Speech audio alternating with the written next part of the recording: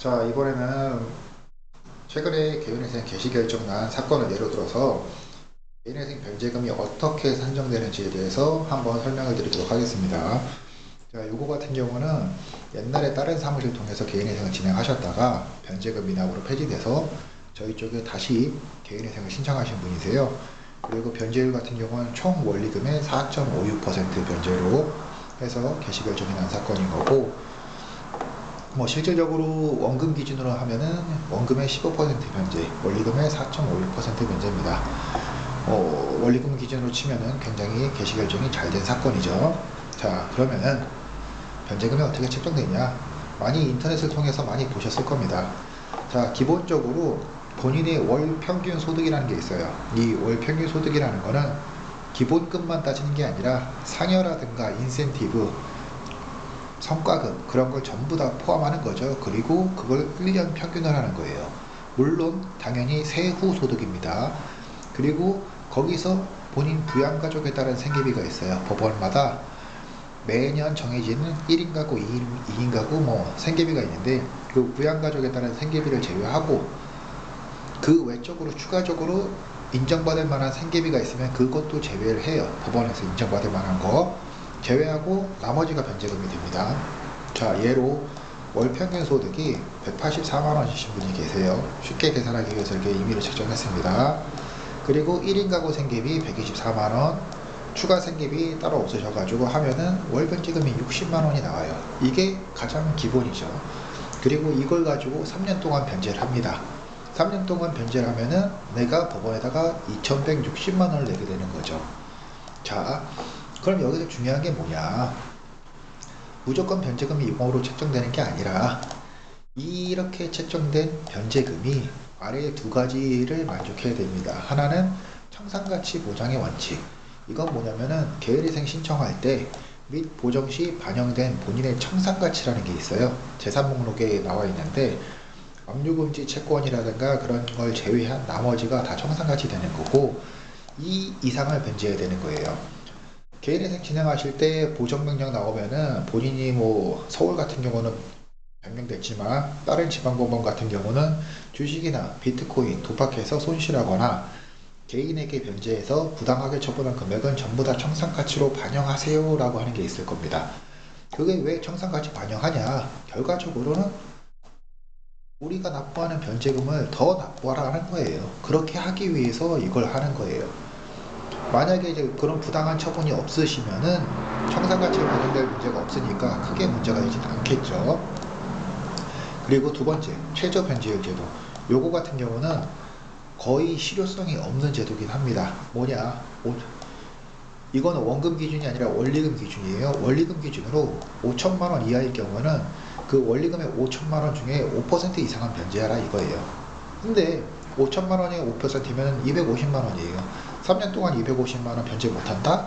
그럴 일은 거의 없겠죠. 그리고 5천만 원 이상인 경우에는 그 원리금의 3%에서 100만 원 더한 거. 만약에 1억이다 그러면은 400만 원이 되겠죠. 그 이상을 변제하는 거예요.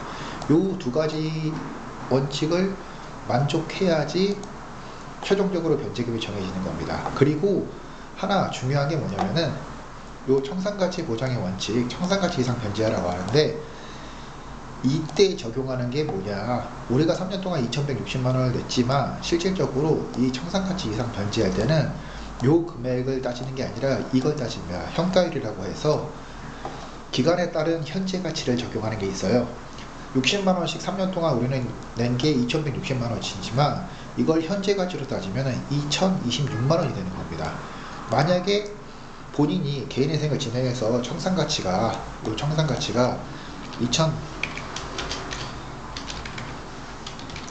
2100만 원이 됐다.